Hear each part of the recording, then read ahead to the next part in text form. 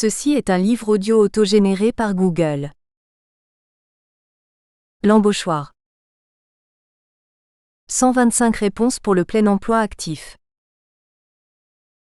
Copyright L'Harmattan, 2011. 5 à 7 rue de l'École Polytechnique, 75 005 Paris. http://www.librairieharmattan.com. Diffusion.harmattan@wanadoo.fr. harmattan@wanadoo.fr. ISBN 978 2 296 13 071 5. EAN 9 782 296 130 715. Max Moreau. L'embauchoir. 125 réponses pour le plein emploi actif. Préface de Jean Pouly. Nouvelle édition. L'Harmattan. Du même auteur. Le management pratique de l'entreprise, Editions Economica. Prix du meilleur ouvrage économique. FFF 79. La maîtrise de l'énergie, Editions Economica. L'économie de la polyénergie, Editions Economica. Prix Sadi Carnot, prix de l'énergie. Énergie, guide pratique en 100 questions, Editions Economica. L'embauchoir. 120 réponses au plein emploi, Editions L'Harmattan. La mousse bleue, roman, Editions Le Lui de France. Télescopage, essai, Editions Atlantica. Une brassée de rose-thé, roman, Editions Atlantica. L'audace écarlate, roman, Editions du Compas. Le révolté de Blagnac, roman. Editions Atlantica. 6e B, roman. Editions Atlantica. Les choux de Bruxelles, roman.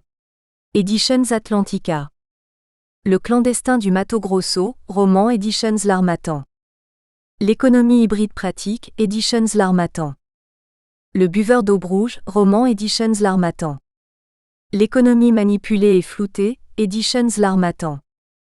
L'économie moderne et le trialisme républicain, Editions L'Harmattan.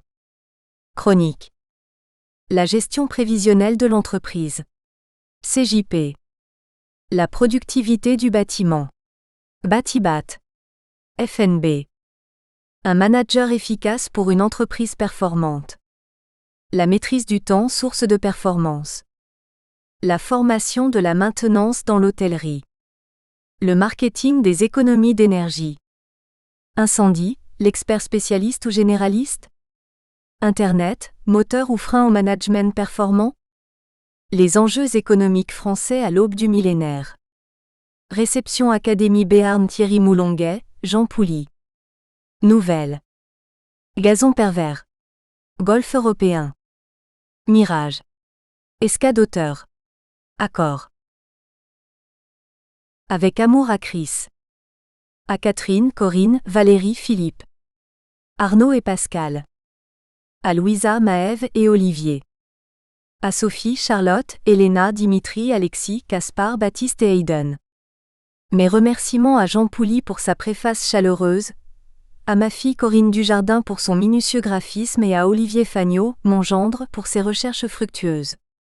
À mes amis béarnais de sang, de cœur ou d'adoption, à mes compagnons de la Garbure et du Réveil Basco béarnais.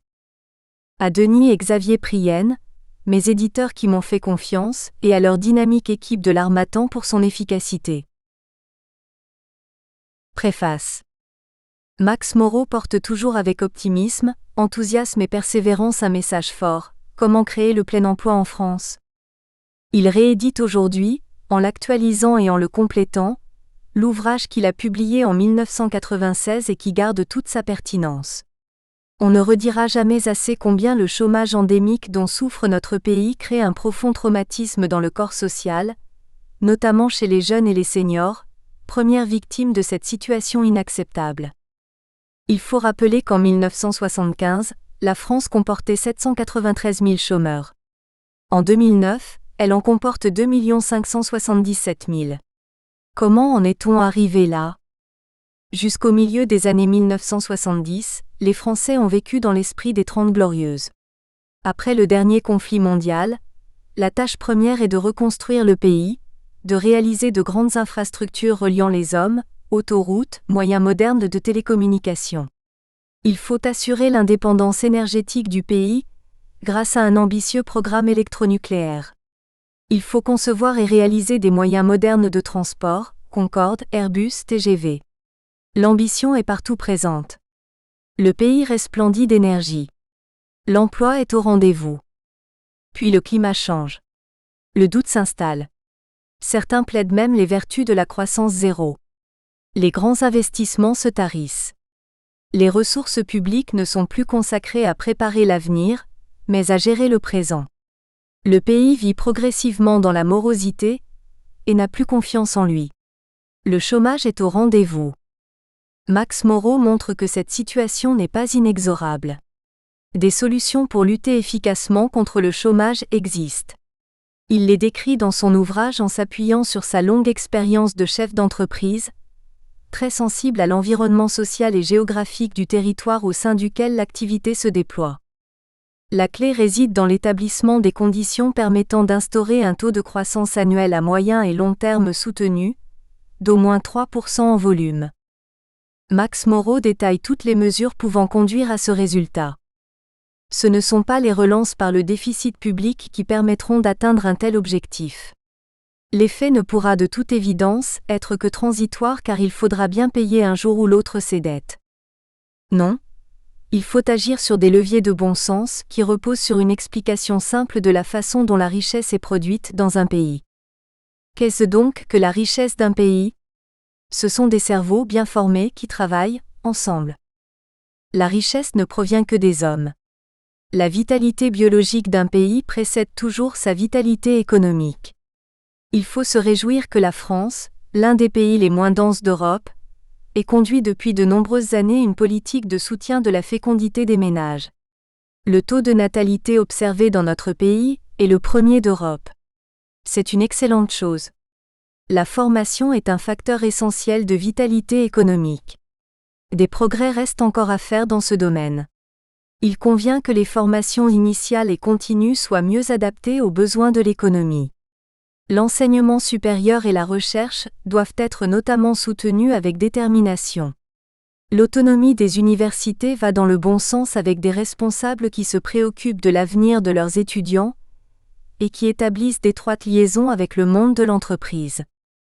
Le temps de travail est bien entendu une clé de la création de richesse. Avec 35 heures par semaine pendant 35 ans, un actif consacre à concevoir, créer et gérer des biens et des services 55 000 heures dans sa vie. Avec 40 heures par semaine pendant 40 ans, il en consacre 72 000, soit 30% de plus. Il faut bien entendu faire en sorte que le travail soit un acte de création valorisant, qui permet à chacun de s'épanouir. Le résultat est alors spectaculaire. Enfin, un territoire bien desservi par des infrastructures modernes permet à chaque actif de trouver, dans un temps de déplacement qui ne varie pas, l'emploi qui convient à sa formation. Réciproquement, l'employeur peut trouver l'actif dont la formation convient à l'emploi qu'il souhaite promouvoir. L'univers des emplois accessibles dans un temps de transport donné s'épanouit. Chacun trouve chaussure à son pied et devient plus efficace dans l'activité qu'il déploie. L'échange d'informations entre les hommes, grâce aux vertus irremplaçables du face-à-face, s'amplifie. Ce phénomène est d'une très grande efficacité puisque l'amélioration de la productivité qu'il induit par rapport à la situation de l'actif isolé explique 45% de la richesse du pays. D'où l'importance cruciale qu'il y a à réaliser des infrastructures de transport rapides et respectueuses de l'environnement, desservant avec efficacité l'ensemble des territoires de notre pays. Le territoire devient dès lors le prolongement naturel des bienfaits de la formation. Max Moreau décrit bien d'autres actions permettant de faire émerger progressivement des emplois plus nombreux dans notre pays. Il y a là, non seulement un acte de foi, mais des règles de bon sens que des approches trop souvent financières de l'activité économique du pays nous ont fait progressivement oublier. Merci à Max Moreau de nous l'avoir rappelé. Jean Pouly. Ancien préfet, directeur régional de l'équipement de l'Île-de-France. Ancien directeur général de l'Institut géographique national. Membre de l'Académie de Béarn. Prolégomène. Toutes choses sont dites déjà, mais comme personne n'écoute, il faut toujours recommencer. André Gide. Écrit dans les années 1980 à 1990, les articles, causeries et séminaires sur le plein emploi actif constituent l'histoire de ce livre. C'est à cette époque que j'ai ébauché pour la première fois les idées et le concept qui soutiennent que le chômage n'est pas l'absurde fatalité d'une loi naturelle de l'économie. J'avais consigné mes réflexions, aussi concises que possible, dans un livre intitulé « L'embauchoir », paru aux éditions L'Harmattan en 1996. J'espérais contribuer à persuader le public et les gouvernants de l'absurdité des mesures court-termistes concernant l'emploi. Le temps a passé, et le chômage récurrent perdure, escortant toujours l'activité économique dans une série séquentielle cauchemardesque. En septembre 2010, le leitmotiv d'une partition à deux voix, Dominique Strauss-Kahn, directeur général du FMI, et Juan Somavia, directeur général de l'OIA, insiste sur la convergence d'intérêts entre le capital et le travail par la priorité du plein emploi. Car il ne peut y avoir de stabilisation financière sans cohésion sociale. En parfaite adéquation avec les préoccupations de l'embauchoir. Sous la pression de quelques amis et de mes éditeurs Denis et Xavier Prienne, j'entreprends la renaissance d'idées évoquées il y a 15 ans. Un diagnostic de l'économie française et de l'emploi, une stratégie, des choix rigoureux et des objectifs ambitieux. Une société souhaitée dans laquelle nous voulons vivre, un pacte des libertés d'entreprendre, une optimisation de la compétitivité et un partenariat correct État-entreprise, proposant 125 réponses pour le plein emploi actif. Certaines mesures suggérées à l'époque ont été progressivement appliquées, mais beaucoup sont restées lettres mortes. J'ai toujours eu le sentiment naïf de croire que mon destin était de guider et d'instruire mes semblables sur les maigres connaissances que j'avais acquises, ou que je croyais posséder. Avec le regret de ne pouvoir les distraire sur un sujet si épineux. Alors que faire ? 1. L'emploi et l'employeur. C'est l'indécision qui fait perdre le plus de temps. Charles Flory. Deux tailleurs de pierre. Que fais-tu ? Je sculpte du marbre.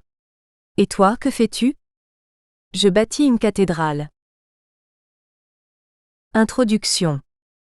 Pourquoi décider de l'emploi sans l'opinion et l'assentiment de l'employeur qui, lui, possède une certaine expérience des affaires ?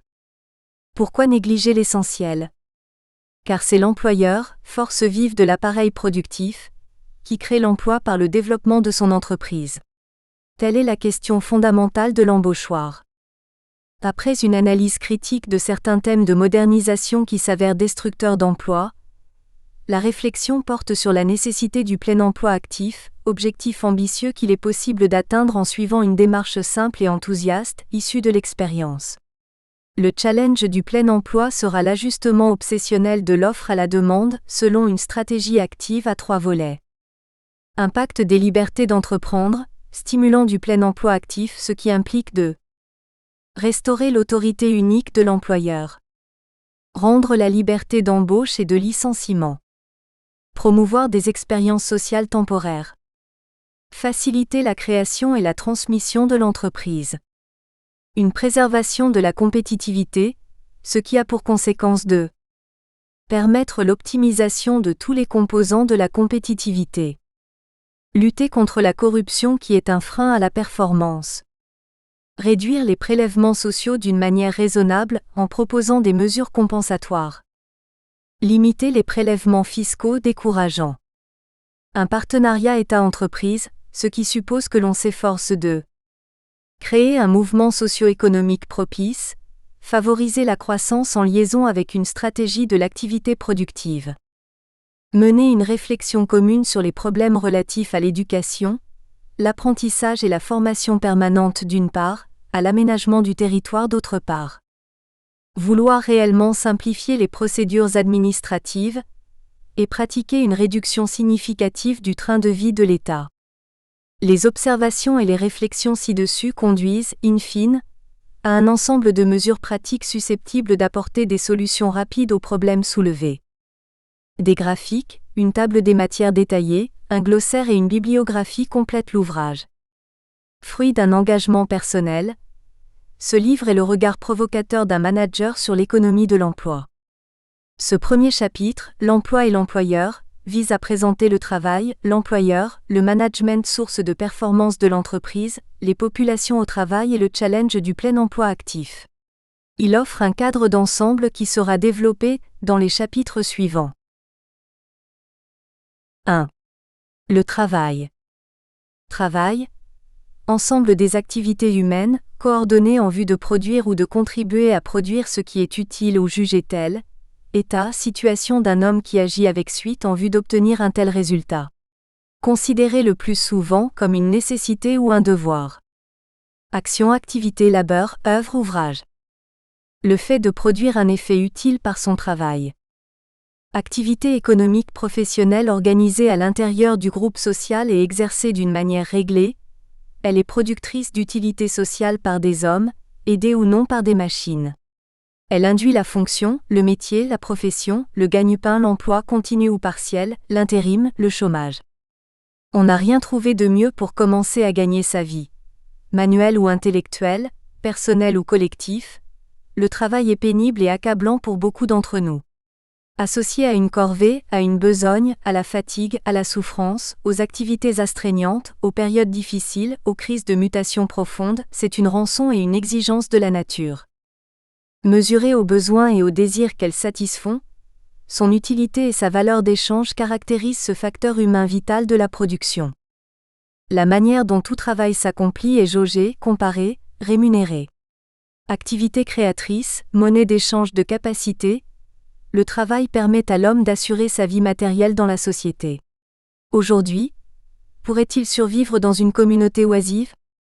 Comme on le sait, les mots travail, du latin vulgaire tripalaire, torturé avec le tripalium, et labeur, du latin labor, travail souvent pénible, s'opposent à œuvre, du latin opera, activité, service. Ces deux significations antagoniques s'affrontent au quotidien dans l'organisation sociale. Servitude du travail continu, répétitif à la chaîne, compartimenté, canalisé, dirigé, imposé, subordonné, passif, routinier, modeste, dépendant, ennuyeux, esclave, assujetti à l'horaire, obligatoire du manœuvre, de l'ouvrier et de l'employé sans qualification, du vacataire de la fonction publique, par opposition. Épanouissement, liberté, indépendance, choix, plaisir, bonheur, fierté, chance du travail sans contrainte du créateur, de l'artisan, de l'auto-entrepreneur, de l'artiste, du chercheur, du libéral, de l'indépendant, du cadre dirigeant, du manager, de l'employeur, où la contribution créatrice évince l'obligation de présence selon un horaire strict. Il faut entendre par contribution créatrice l'activité productrice que l'homme fournit à la réalisation de son travail, ou de la tâche qui lui est assignée. Ainsi, on met en valeur la production de son travail en le motivant, tout en supprimant la soumission à un horaire rigoureux et rigide. L'accès à la félicité sélective exige formation, remise en question, courage, pugnacité, singularité, initiative, intelligence, compétence et talent. Une querelle futile a longtemps dévalorisé le travail manuel au profit du travail intellectuel plus recherché, drainant de lourds bataillons de bacheliers chômeurs, au préjudice de l'enseignement technique qui débouche sur un métier. Mais le travail manuel est moins éprouvant, la fatigue musculaire adoucie, sous les effets conjugués de l'humanisation des tâches, de l'amélioration technologique et ergonomique des machines et de l'outillage, de la rationalisation du travail à la chaîne au profit du travail d'équipe, du renforcement des conditions d'hygiène et de sécurité, de la motivation des travailleurs engendrée par une répartition équitable des profits. Ces mesures sont développées dans l'économie moderne et le trialisme républicain, Max Moreau, édition L'Harmattan 2010, notamment la notion de dépénibilisation, rendre moins pénible. Ainsi, aujourd'hui, le taylorisme et le fordisme sont des notions qui ont perdu de leur signification, car outre la connaissance technique et l'habileté, le travail manuel exige désormais une acuité cérébrale permanente. D'autre part, la concentration requise pour la recherche, la réflexion, la création, la négociation, la direction, la prise de décision du travail intellectuel, ronge, épuise le système nerveux et provoque le stress. Or, sous l'effet du progrès technologique, un glissement progressif irréversible bascule les emplois manuels vers des emplois cérébraux, ressources de savoir créatif. Travail manuel, travail intellectuel, chacun induit ses propres souffrances qui s'aggravent par l'obligation ou le dégoût. Encourager, respecter, glorifier également travail manuel et travail intellectuel ou cérébral, sans disputer la prééminence des cols blancs aux cols bleus, sont un devoir impératif pour une nation en proie à la compétition internationale. Réservons notre seul mépris à la paresse et à l'oisiveté, qui étiolent notre appareil productif. Paradoxe naturel, l'homme est le seul bipède de la planète qui travaille pour survivre, bien que la recherche de la nourriture par tous les bipèdes est un travail extrêmement astreignant. 2. L'employeur. L'employeur est une personne ayant à son service un ou plusieurs salariés à qui il doit une rétribution, salaire. Fait travailler pour son compte, donne un emploi en échange d'une rémunération. L'employeur crée l'emploi. L'employeur est la personne qui occupe du personnel salarié. Outre les salariés et les travailleurs indépendants non employeurs, les employeurs se répartissent en diverses catégories socio-professionnelles, dont l'évolution et les projections sont recensées au graphique numéro 01. Employeur. Agriculteur exploitant. Artisan commerçant chef d'entreprise. Profession libérale. Professions diverses information spectacle santé sociale. État, administration, entreprise nationale, collectivités publiques et territoriales ainsi que les employeurs d'emplois familiaux. Force vive de l'appareil productif, c'est l'employeur qui crée l'emploi par le développement de son entreprise. Il paraît aberrant de décider de l'emploi et de ses perspectives sans le consentement de l'employeur qui possède une certaine expérience des affaires. Au contraire, privilégier l'employeur et l'entreprise et substituer l'expérience professionnelle au raisonnement technocratique favorise le plein emploi. Qu'est le véritable plein emploi ? Le véritable plein emploi est le volume d'emploi qui permet d'obtenir au moyen des facteurs de production, le volume de richesse produite le plus important selon une évolution tenant compte des besoins de la collectivité. C'est l'ensemble de la population active potentielle occupée par un travail acceptable, estimable et respectable qui lui assure un revenu décent. Le plein emploi des hommes ou de la main-d'œuvre est atteint lorsque le rapport entre la population active effective et la population active potentielle est égal à 1. En raison du chômage frictionnel incompressible, chômage marginal de transition entre deux emplois, estimé entre 1 et 3% de la population active au sens du BIT, on considère que le plein emploi est atteint lorsque ce rapport est égal à 0,97. Ainsi le plein emploi ne signifie pas simplement que chacun a un emploi, mais que les emplois rendent maximale la différence entre le passif, le travail étant supporté comme une charge, et l'actif, tous les biens et services mis à la disposition de la collectivité. L'expérience, genèse inconsciente, découvre le gouffre sans cesse élargi, qui sépare la logique économique et les théories modélistes de la pratique quotidienne de l'entreprise. À l'opposé des cultures philosophiques et managériales, des modèles séquentiels, de l'intégration pluridisciplinaire, des systèmes conditionnés, l'entreprise fait macérer instinct, intuition, illogisme, irrationnel, imperfection, contradiction, routine et humanisme, pour promouvoir la créativité.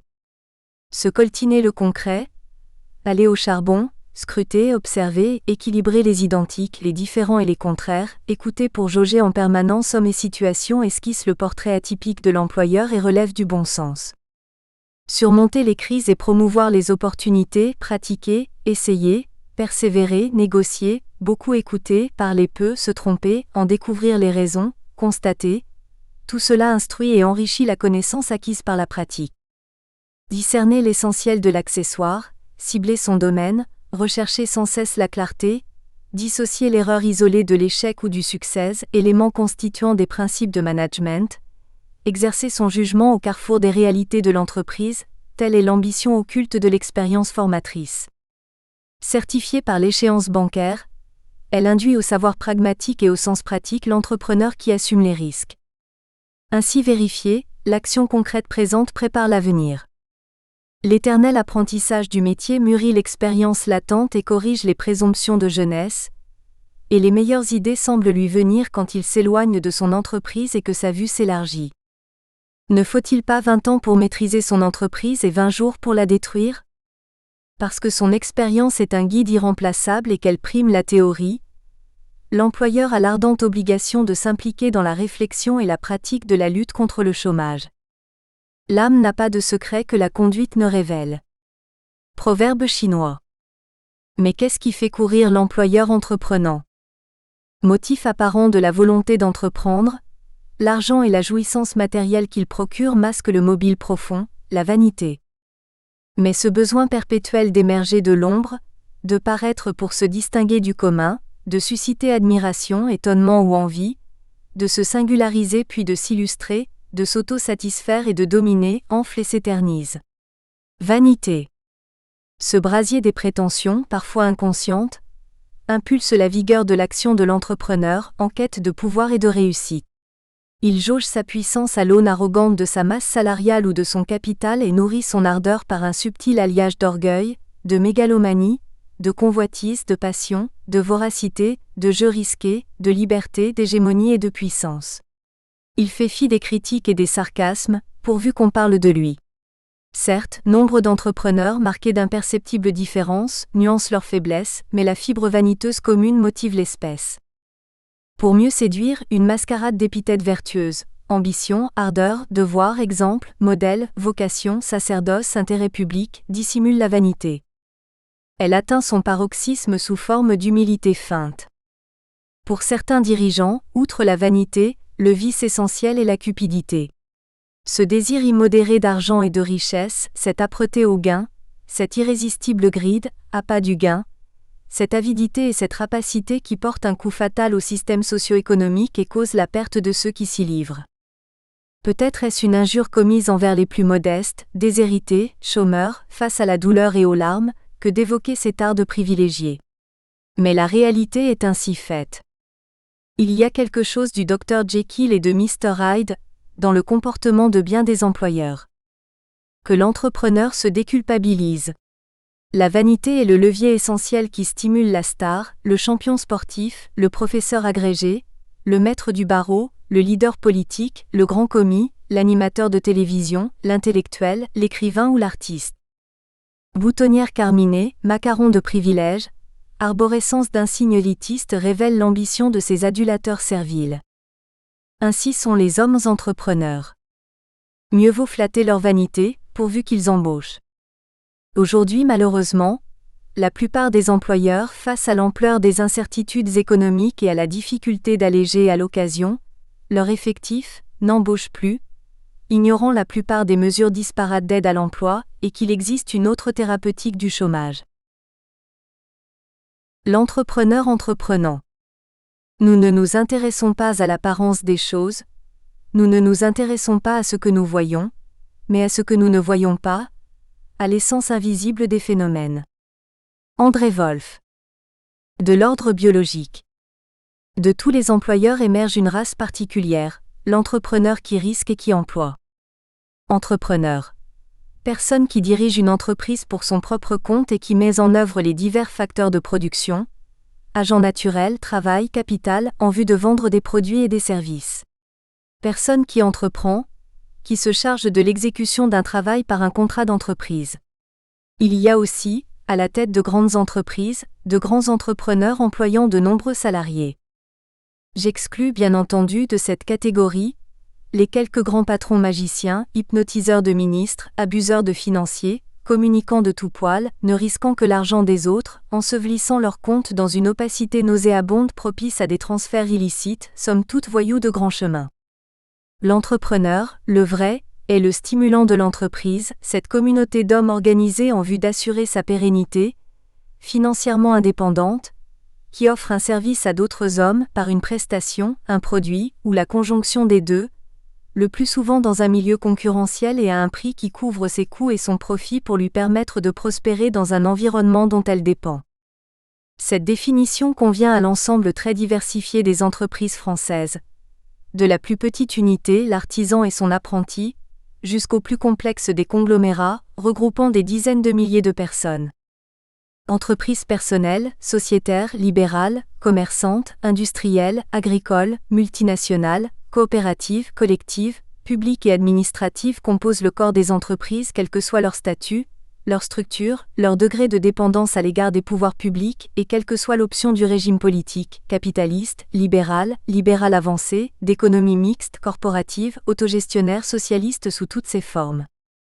La conception moderne de l'entreprise consiste à offrir un produit et un service répondant aux besoins d'autres hommes, et non pas à vendre sans concurrence sur un marché protégé.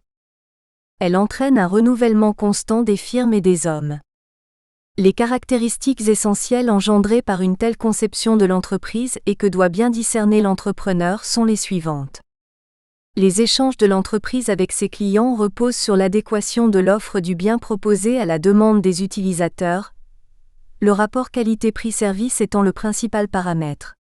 Ce mécanisme à 3 composantes est le régulateur central de l'activité. Formé librement par la confrontation de l'offre et de la demande, les prix orientent l'affectation des ressources vers une production rentable capable de satisfaire des besoins solvables. Cet ajustement plus ou moins automatique, par l'effet de concurrence, tend à éliminer les productions non rentables, bien que la concurrence parfaite n'existe pas. Ce qui induit des rapports élastiques ou visqueux entre l'offre et la demande. Cependant, il ne faut pas omettre que tout homme entreprenant, par son génie créateur, invente de nouveaux produits que le consommateur ne désirait pas et dont il ne pourrait se passer aujourd'hui. À la quête du pricing power, c'est-à-dire de la capacité de l'entreprise à faire admettre le prix de ses produits à la clientèle. L'autonomie financière est acquise par le capital économique constitué par la somme des immobilisations que l'entreprise utilise pour ses activités d'exploitation, et des capitaux immobilisés par le cycle de fabrication qui représente un besoin en fonds de roulement. Le renouvellement et le développement du capital économique sont assurés par le profit acquis par la firme, l'emprunt ou l'appel éventuel au marché des capitaux. La solidarité unit le bien le plus précieux. Des hommes informés au savoir et compétences complémentaires, entrepreneurs et salariés. Sa raison d'être est clairement définie, concevoir-vendre. Le savoir-faire créatif et innovateur permet de trouver le créneau pour la production et de la vendre avec profit. La méthode transforme une organisation artificielle composée d'éléments disparates en un organisme naturel, vivant et équilibré. La réussite ou l'échec de l'entreprise, avec leurs conséquences sur l'emploi, licenciement ou embauche, dépendent avant tout du management de l'entrepreneur. Une entreprise est jugée efficace quand elle génère un profit. Or ce dernier dépend étroitement du management du chef d'entreprise qui a pour objectif la maximalisation du profit, également appelé revenu monétaire net. Le profit peut être considéré comme la différence entre le prix de revient et le prix de vente, déduction faite du profit normal, qui correspond à la rémunération de l'activité de l'entrepreneur, sans laquelle celui-ci ne jugerait pas opportun de poursuivre son exploitation. Mais pour gérer un tel profit, le chef d'entreprise doit avoir un objectif de vente sur le marché. Ainsi, l'entreprise travaille pour écouler sur le marché des produits ou des services qu'elle fournit. Elle a pour but essentiel la satisfaction des besoins solvables, c'est-à-dire une demande armée d'un pouvoir d'achat. Si cela paraît simple aux néophytes, ce ne l'est pas en réalité. En effet, le rôle de l'entrepreneur est ici primordial car toute entreprise est en concurrence, le plus souvent exacerbée, au niveau local, national et mondial. En outre, l'entreprise vit dans un monde incertain où rien n'est jamais acquis. Par conséquent, un chef d'entreprise ne peut jamais s'endormir sur ses lauriers. Pour maintenir son activité à flot, il se doit de réinvestir son profit disponible afin de financer ses activités de recherche et de développement pour innover, trouver de nouvelles techniques de production plus performantes, créer de nouveaux produits, adapter sa production, soit pour répondre à de nouvelles exigences de la demande, soit pour la rendre cohérente avec les aléas de la conjoncture économique. Enfin, le chef d'entreprise a pour devoir d'anticiper les transformations de l'environnement économique et de diversifier sa production pour réduire son risque. Lorsqu'une entreprise embauche, c'est l'un des signes apparents de sa bonne santé. Par conséquent, un entrepreneur réussit lorsqu'il crée de la richesse et des emplois. Dans la période de crise que nous traversons, son obligation consiste à garantir ses emplois et dès que possible à en créer de nouveaux. Quant à ses devoirs, ils sont confondus avec les conditions de réussite de l'entreprise liées à son management. Elle repose sur 4 piliers. Un marketing performant, des hommes compétents, une rigueur financière et des méthodes de production, de planification et de contrôle permettant d'offrir des produits et des services concurrentiels. Assurer un marketing performant. Il s'agit, par un marketing performant, d'accroître, de diversifier et d'équilibrer sa clientèle en adaptant des produits et services à la demande, en la suscitant même, par un bon rapport entre la qualité, le prix et le service rendu en influençant le consommateur. En quête permanente du pricing power. Cela exige de scruter tout changement de l'environnement susceptible d'affecter l'entreprise en exerçant continuellement son attention, et de saisir les opportunités qui se présentent. Exploiter tous les nouveaux canaux de vente, y compris Internet.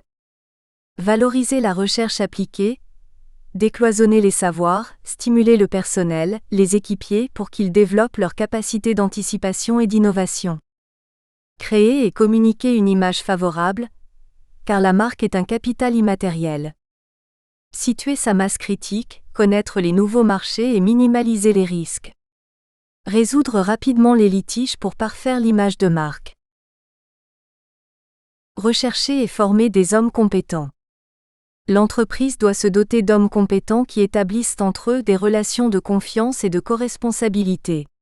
Le but est de sortir progressivement, mais dès que possible du système français actuel, donc de faire confiance et de démocratiser. Les conditions premières de la réussite consistent à donner à chacun le maximum et non le minimum de participation à la vie de l'entreprise, à faire circuler le plus largement possible toute information utile, et à organiser un dialogue social permanent. L'entrepreneur doit se considérer comme l'animateur stimulant d'une véritable équipe, et non comme un pseudo-savant possédant la science infuse. Tous les collaborateurs sont concernés par les grandes orientations de l'entreprise, à charge pour ceux qui les conçoivent de trouver le langage adéquat au niveau culturel et intellectuel du receveur, pour mieux faire passer le message. L'initiative de chacun doit être favorisée et encouragée, mais le droit à l'erreur est reconnu à tous. Les mesures suivantes me semblent s'imposer à l'entrepreneur. S'entourer de collaborateurs talentueux et motivés, et assurer leur formation permanente et leur renouvellement. La croissance de l'entreprise passe par la formation et le développement des hommes qui, à leur tour, développent la firme. Présenter des faits réels pour détruire les fausses conceptions, et combler les lacunes dans les connaissances par une communication appropriée des faits. Constituer des équipes légères et souples, aptes au changement et à la mobilité. Instituer un CDI unique qui implique et rassure. Apprécier équitablement et rigoureusement les performances, écouter les besoins profonds des hommes, maintenir de bonnes relations et un bon climat pour les équipiers qui passent les 3/4 de leur vie éveillés dans l'entreprise.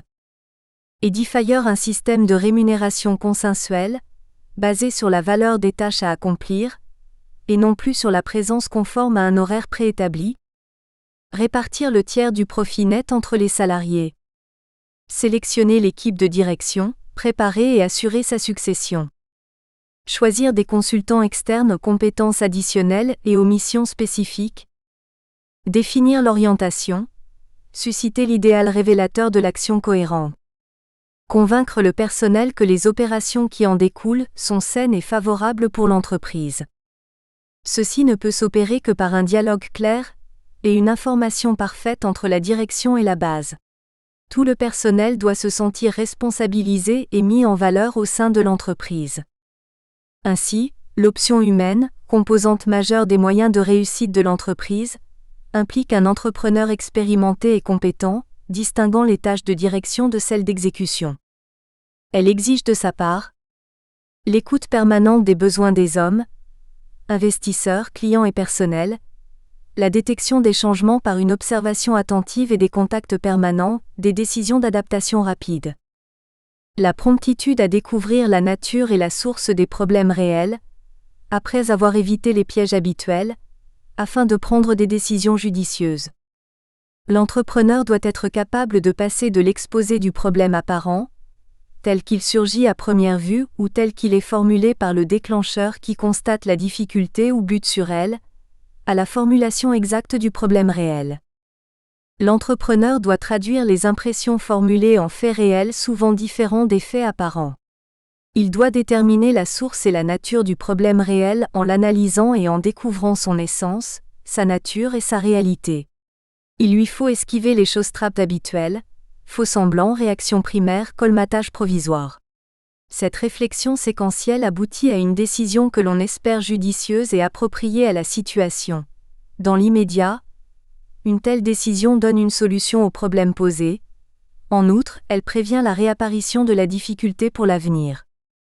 L'option humaine se concrétise par la formation d'équipes dirigeantes assurant la pérennité de l'entreprise, préalablement responsabilisées, par des hommes de qualité, talentueux, spécialisés, motivés, par la définition d'une politique de délocalisation ou de relocalisation, une politique sociale précisant les conditions de recrutement, de sélection, de formation permanente et de renouvellement, par le développement et la motivation des hommes, par une participation accrue, responsabilité, intéressement, partage du profit, par une appréciation rigoureuse et équitable de la performance, par une rémunération à la contribution, par une structure légère, conséquence de la stratégie et facilitant la communication, afin d'atténuer incohérences et contradictions. La photographie de cette structure, par la diffusion de l'organigramme actualisé annuellement en fonction des mouvements, situe les responsables et leurs relations dans l'entreprise. L'option humaine est cohérente avec les axes stratégiques par la création des divers comités de direction, de coordination et de spécialité, par l'unicité du responsable entreprise auprès du client, par la définition des axes de formation, par la fixation des proportions de main-d'œuvre directe et administrative, par une structure décentralisée par centre de profit, couple produit-client autonome dans leur gestion, par la définition de la participation et de l'intéressement. L'option humaine s'harmonise avec les comportements antinomiques de défense collective des intérêts de salariés et de l'aspiration individuelle de promotion, et avec les possibilités propres à l'entreprise, par les conditions requises pour la sécurité de l'emploi, la sécurité du travail, l'amélioration des conditions d'un travail décent, la création de services sociaux et d'hygiène, l'établissement de relations confiantes avec les représentants du personnel, et chaque fois que l'opportunité se présente par le règlement rapide des conflits. Afin d'atteindre la plénitude de sa progression, l'entreprise doit être soutenue, supportée par ses ressources humaines qui feront bloc pour atteindre le progrès global. Bien que la complexité des relations humaines au sein de l'entreprise et les rapports entre les hommes soient le problème psychosociologique prépondérant, l'homme ne pourra façonner la nouvelle société souhaitée que dans la mesure où il saura maîtriser ses relations et ses institutions. Une meilleure connaissance des mécanismes de l'entreprise et des attitudes psychosociologiques de ses membres parviendra-t-elle à la compréhension et à la convergence des aspirations humaines et des objectifs économiques et sociaux de l'entreprise? Il faudra des hommes et des entrepreneurs. Assurer une rigueur financière. Une discipline financière rigoureuse exige de accepter que la sanction de l'activité économique soit financière, et que le taux de rentabilité mesure la performance. Ce taux de rentabilité est complété par le bénéfice par action, pour une société cotée en bourse sans rechercher le ROI illusoire de 15%, ou par un taux de rentabilité raisonnable des fonds propres pour un entrepreneur propriétaire. Obtenir un profit suffisant, par une politique de fixation de prix de revient modulé, intégrant les coûts dans le prix de vente. Définir l'enchaînement du schéma stratégique de rentabilité, afin de mettre sous tutelle des éléments caractéristiques. Établir des bornes repères, et cerner les possibilités de croissance par rapport à la rentabilité. Respecter l'équilibre des principaux éléments du compte d'exploitation et du bilan, en particulier l'ampleur du capital, et favoriser par un tableau de bord les décisions efficaces en respectant certains principes essentiels. Financement, capitaux propres, immobilisation. Fonds de roulement plus grand que 0. Endettement net global égal de VNF environ, vente nette facturée. Obtenir les fonds nécessaires et sélectionner leurs sources, à l'abri des fonds prédateurs. Sécuriser les fonds permanents en adoptant une politique appropriée face aux risques. Évaluer l'entreprise par un diagnostic actualisé régulier. Choisir des systèmes comptables et informatiques sécurisés, pour enregistrer et analyser en temps réel les éléments du tableau de bord. Éliminer les clients peu solvables par une politique de crédit judicieuse.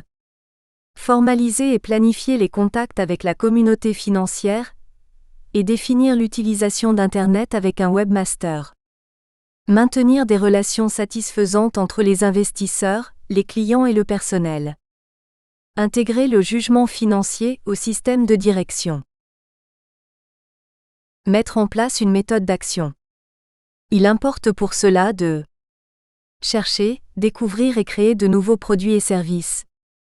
Concevoir un ensemble produit-service orienté vers les besoins de la clientèle et la fonction à remplir, et conserver des avantages décisifs afin de préserver le pricing power. Fixer un prix compétitif par l'amélioration de la productivité et l'innovation.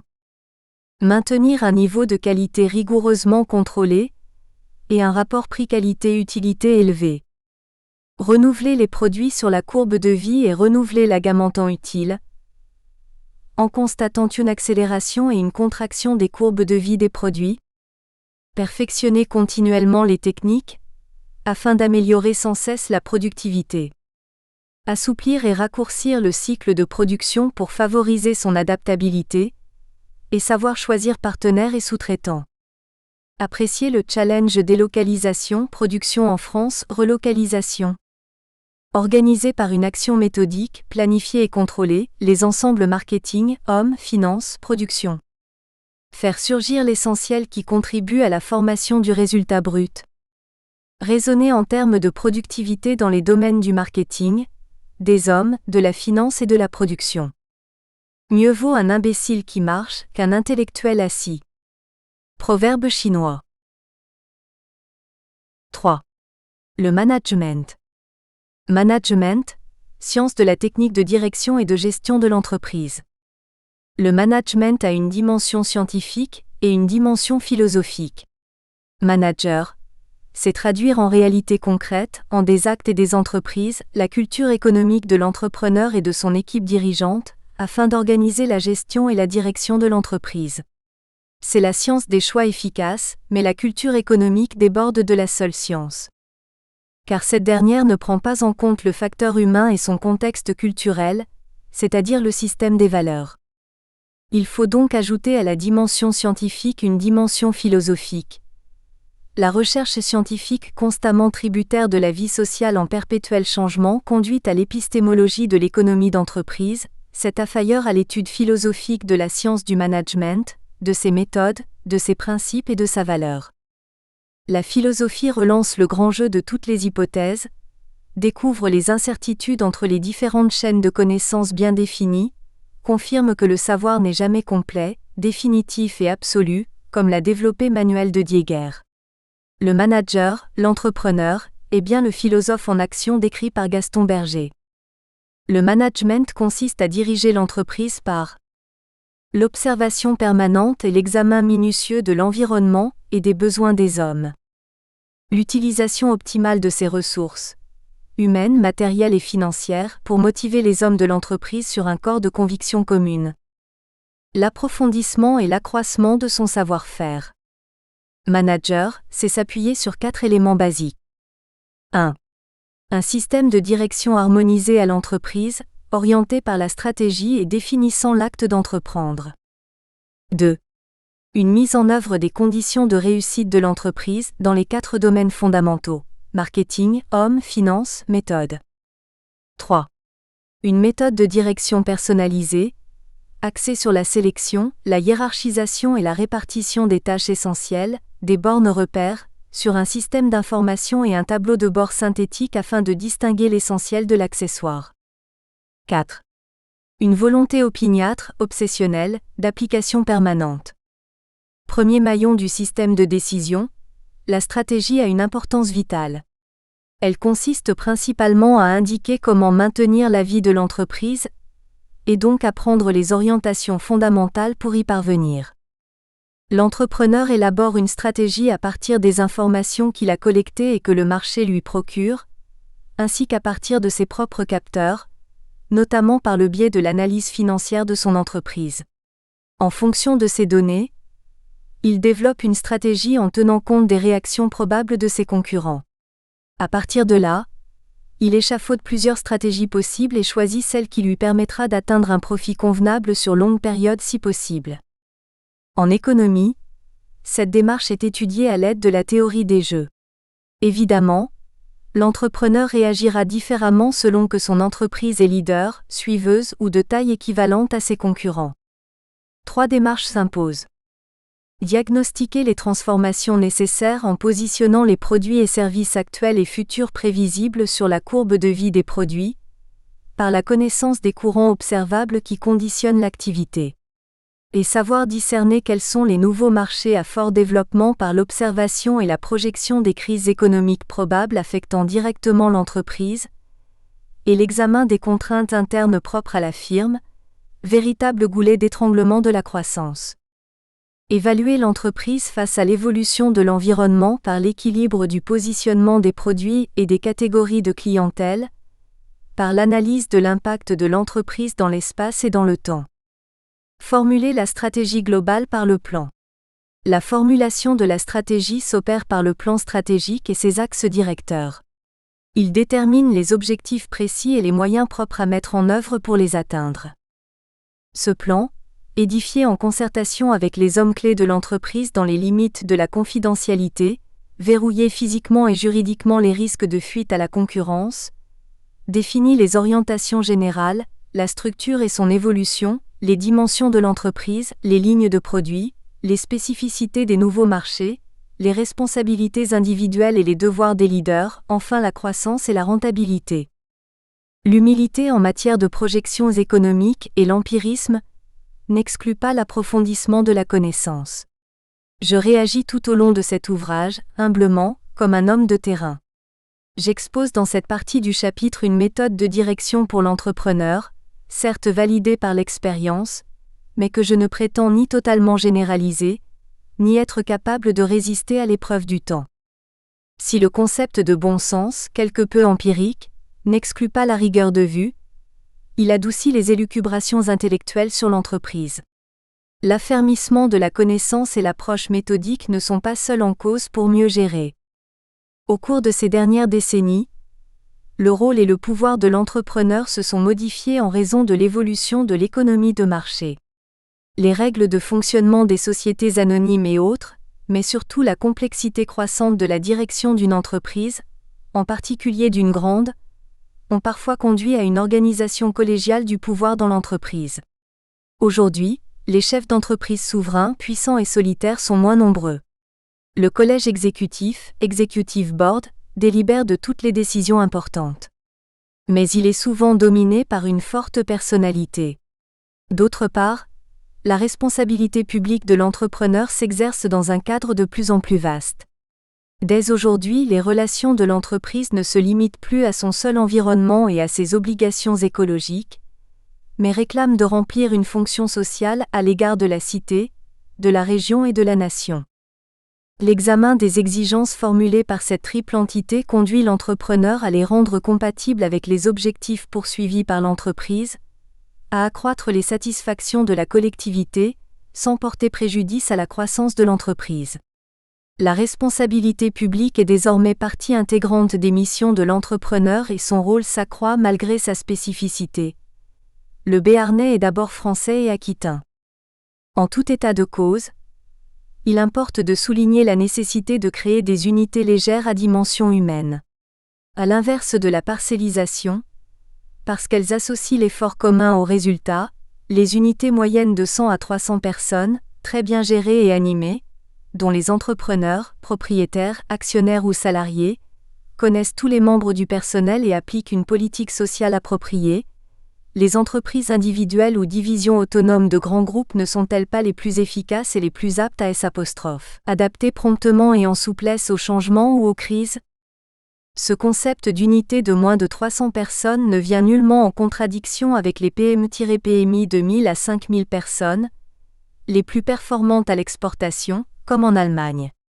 En effet, il suffit, soit d'associer plusieurs unités complémentaires de 300 personnes au sein d'un GIE afin d'atteindre la masse critique, soit de scinder la production d'une PME-PMI de plusieurs milliers de personnes en unités satellites de 300 personnes.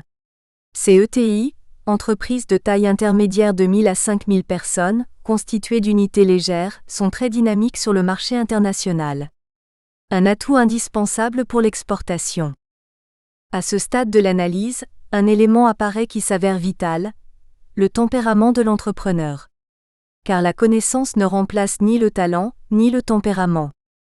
Tous les concepts décrits dans ce paragraphe ne seraient que blabla, s'ils n'étaient soutenus par une constante et pugnace volonté de réalisation. C'est le tempérament de l'entrepreneur qui conduit à l'épanouissement, et non le seul bagage universitaire ou la seule érudition économique. Son désir d'encourager, d'aiguillonner, de diriger, de vaincre, d'écouter, de persuader, de communiquer sa force, ses qualités propres créent l'animation du système. La méthode et la détermination sont les forces multiplicatrices de la culture économico-sociale de l'entrepreneur, qui induisent son efficacité. Sa productivité, c'est bien l'intelligence décuplée par l'esprit méthodique et la pugnacité. Mais la pensée solitaire ne peut se détacher de la collectivité sociale qu'est l'entreprise et de son environnement. L'amour entrepreneurial du management donne aussi une signification à une vie. L'hommage que j'entends rendre à l'employeur n'est ni un dévot témoignage ni une évocation fugace. La résurrection durable de l'entrepreneur, négligé pour son exemple et son enseignement, est la condition primordiale et nécessaire au développement de l'emploi dans une société souhaitée satisfaisante. Même si elle n'est pas suffisante, sans omettre non plus que chaque employé, chaque chômeur est un entrepreneur potentiel, peut-être un futur auto-entrepreneur. La grâce justifiante des entrepreneurs et des entreprises. Les entreprises qui produisent la richesse que les administrations redistribuent à l'ensemble. Éducation, retraite, sécurité sociale, assistance aux plus démunis, services publics non marchands, représentant seulement 30% de la population. Si chacune des entreprises est mieux gérée, elle croît et contribue à la croissance de l'ensemble de l'activité économique, et si de nouveaux entrepreneurs développent leurs entreprises, ce sont deux clés du trousseau dont dépend la société souhaitée satisfaisante pour tous. Enfin, on ne doit pas oublier un pan essentiel de l'activité économique de notre pays. La fonction publique et le service public. Pouvons-nous sans réserve opposer le service public au secteur privé ? N'y a-t-il pas une complémentarité entre ces deux secteurs ? Avant de répondre à ces questions, il faut saisir ce que sont la fonction et le service public. Administration, organisme accomplissant des tâches d'intérêt général dans un but non lucratif. Elle regroupe des unités institutionnelles résidentes dont la fonction économique principale est de produire au profit de la collectivité et des individus des services non marchands et d'effectuer des opérations de répartition du revenu et des richesses nationales. Certaines activités, nommées fonctions régaliennes, sont revendiquées par l'État. Défense, justice, maintien de l'ordre, éducation. Service public, ensemble des activités et des prestations, exercées par la puissance publique, contribuant à la satisfaction de tous besoins individuels ou collectifs autrement que par le transfert de la propriété d'un bien matériel. La diversification des besoins et celle des fonctions ont entraîné la multiplication des catégories de services. Il est souvent associé à la dimension idéologique de l'État-providence, dont le coût budgétaire est contesté par certains. Chacun d'entre nous a entendu parler des administrations. Ce sont des organismes dont l'activité n'est pas orientée essentiellement vers la vente de biens ou de services, mais qui vendent des services ne faisant pas individuellement l'objet d'un échange. Ces organismes sont regroupés en 6 catégories. L'État, les collectivités territoriales, les organismes semi-publics d'action économique, organismes intervenant dans les domaines de la navigation, Office national de navigation, port autonome, des autorités et ouvrages routiers, du trafic aérien, de l'aménagement et de l'équipement du territoire, SAFER, marché d'intérêt national, grands aménagements régionaux, la sécurité sociale, les administrations privées, culte, enseignement privé, ordre professionnel, associations sportives et culturelles, partis politiques, etc. Les administrations étrangères et internationales. Ces administrations rendent des services qui ne font pas l'objet d'un échange individuel et n'ont pas de prix de marché. Nous nous intéressons ici seulement aux entreprises publiques françaises, sans en critiquer l'existence. Mais sont-elles efficientes d'un point de vue économique ? Elles se sont développées au fil du temps, et avec l'effroyable complexité de la vie économique.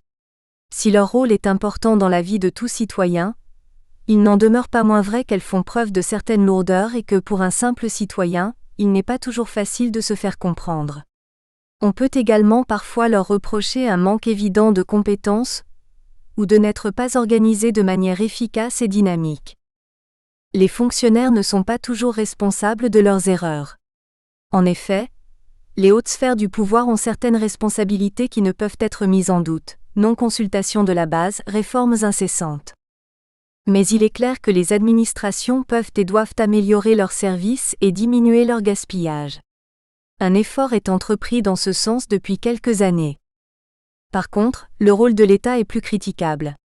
Pour bien saisir la situation actuelle, il faut garder en mémoire le fait que l'État a toujours joué un rôle important dans l'économie avec des fortunes variables. En effet, au XVIIe siècle, la France a connu un développement industriel remarquable, grâce notamment aux ordonnances de Colbert qui ont permis à l'industrie et au commerce de croître dans un climat de véritable liberté. Par contre, au XVIIIe siècle, malgré les efforts conjugués de Louis XV et de Turgot, la France est demeurée un pays trop réglementé et trop compartimenté. Ensuite, la Révolution française détruisit la plupart des structures corporatistes héritées de l'Ancien Régime, qui donnaient à la France la possibilité d'aborder le siècle suivant dans de bonnes conditions, aussi libres que les autres pays européens. Tout au long du XIXe siècle, et en particulier sous le Second Empire, la première révolution industrielle française se fit bel et bien sous l'égide et à l'initiative des individus. À l'aube du XXe siècle, l'intervention de l'État dans la vie économique et financière était limitée. Les choses changèrent véritablement à partir de 1914 et dès lors, l'étatisme ne cessa de progresser inexorablement. Les causes en sont connues. 2 conflits mondiaux avec les efforts de guerre et de reconstruction, les crises des années 20 avec la Grande Dépression de 1929, dans les années 30 l'émergence de la pensée keynésienne et aux États-Unis, le lancement du New Deal par Roosevelt, ce qui fut audacieux dans un pays où primait le libéralisme le plus total. En France, on assista en 1936 aux premières nationalisations, création de la SNCF, de la Banque de France, suivie en 1945 par la première grande vague de nationalisation et en 1982 par une seconde vague. Au-delà de tout clivage politique, nous devons constater que ces nationalisations ont engendré une hypertrophie du système étatique, près de 25% de la richesse nationale dans les années 80. En effet, lorsque l'État a nationalisé de grands groupes industriels en 1982, il s'est rendu propriétaire également de leurs filiales. En outre, toute entreprise nationalisée, si elle est efficiente pour assurer son avenir, est amenée à étendre ou à modifier ses activités, surtout par le biais du rachat de sociétés. Mais ceci pose un problème, car l'entreprise qui a été rachetée ne peut plus être revendue par l'entreprise nationalisée, puisqu'elle est devenue elle-même une entreprise nationale. Petit à petit, le secteur public s'est accru de façon quasi automatique, et l'État a été obligé d'intervenir malgré lui dans des domaines de plus en plus étendus et diversifiés. De plus, lorsqu'intervenait le renouvellement des dirigeants des entreprises publiques, on assistait le plus souvent à la nomination d'une personne sortie d'une grande école et proche du pouvoir politique. Malheureusement, on fermait la porte à des gens compétents et méritants. Il est aujourd'hui nécessaire de continuer à rendre leur liberté à la plupart de ces entreprises qui, confrontées au marché, seront ainsi plus à même de se défendre et d'évoluer. Les moments de crise produisent un redoublement de vie chez les hommes. Chateaubriand. 4. Les populations au travail. Le vivier démographique est la ressource des populations au travail. La démographie est l'ensemble des données et des études concernant la population française. Ce facteur démographique, lorsqu'il est positif, augmente la population active potentielle, contribue à la croissance et par là même partiellement à la baisse du chômage. Les désirs démographiques. La France compte près de 65 millions d'habitants, 64,7 au 1er janvier 2010, France 62,8 plus d'hommes, soit 356 000 de plus que l'an dernier. Cette évolution positive s'explique par un excédent naturel record pour la 3e année consécutive, grâce au nombre élevé de naissances, 793 000 et de décès stables, 536 000, à l'indice de fécondité, 2 environ qui atteint le seuil de renouvellement, un des plus élevés d'Europe, à l'espérance de vie la plus élevée des Europe, 78 ans pour les hommes, 84 pour les femmes, malgré une immigration régulée, tentative de maîtrise des flux migratoires, dont le solde net est évalué à 70 000 personnes. L'impact de cette immigration qui se veut rationnelle sur la croissance sera important si elle offre des profils professionnels, des qualifications élevées et des coûts sociologiques raisonnables.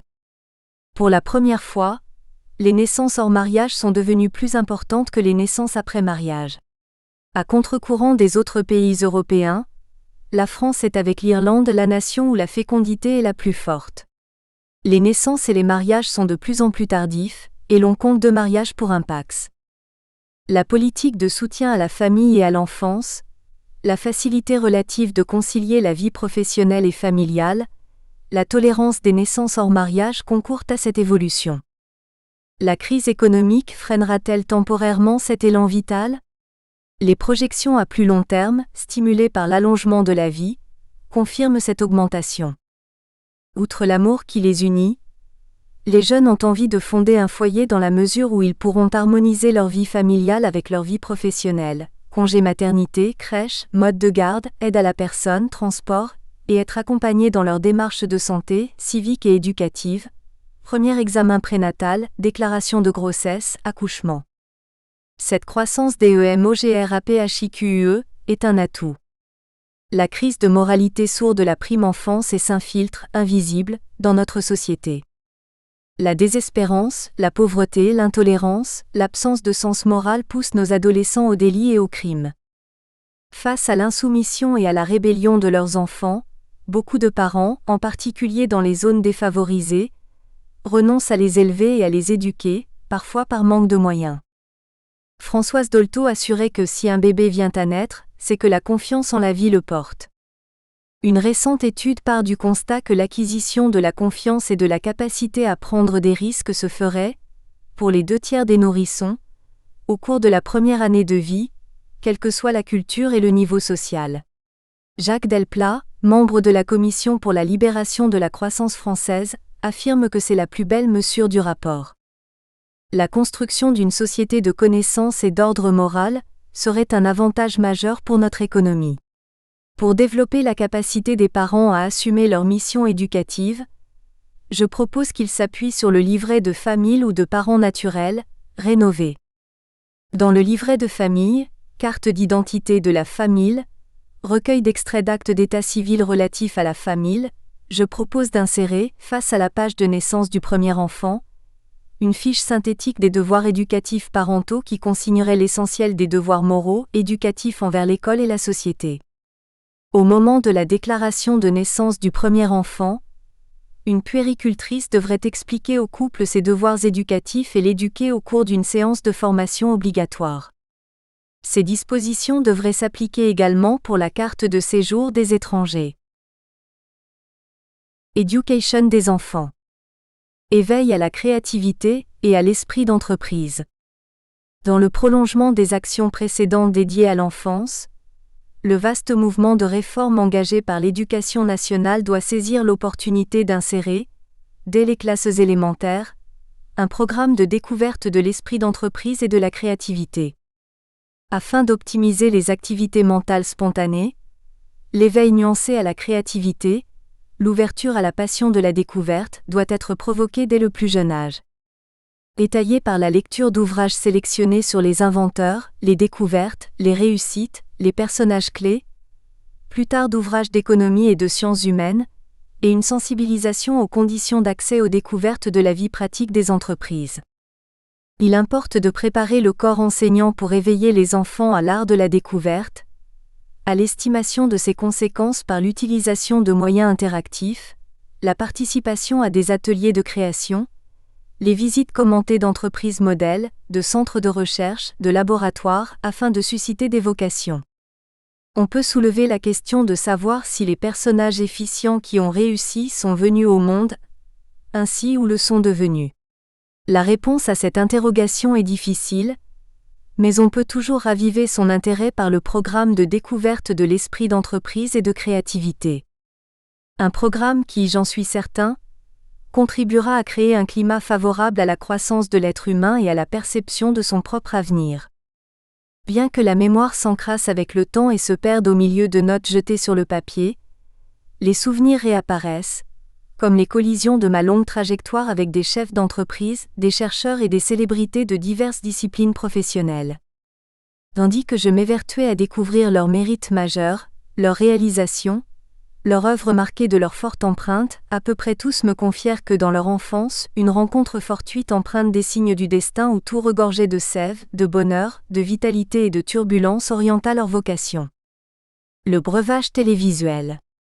Premier loisir des enfants, afin d'exciter leur éveil créatif, la télévision doit relayer le programme de découverte à des fins pédagogiques, en concertation avec l'Éducation nationale. Ouverture au civisme.